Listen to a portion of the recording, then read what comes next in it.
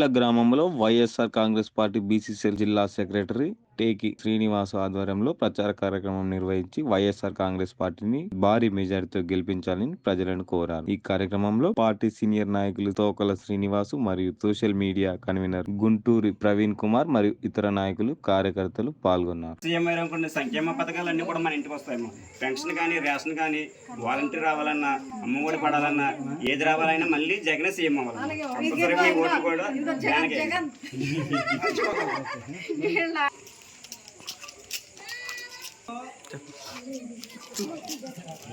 మే 13న జరిగే సార్వత్రిక ఎన్నికల్లో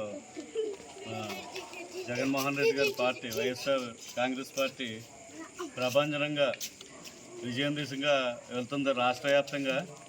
ఎందుకంటే ఆయన పేదలకి అందరికీ కూడా ఎన్నో సంక్షేమ పథకాలు అమలు చేసి వాళ్ళందరికీ బ్రతుక్కి భరోసా, ధైర్యం ఇవ్వగలిగాడు.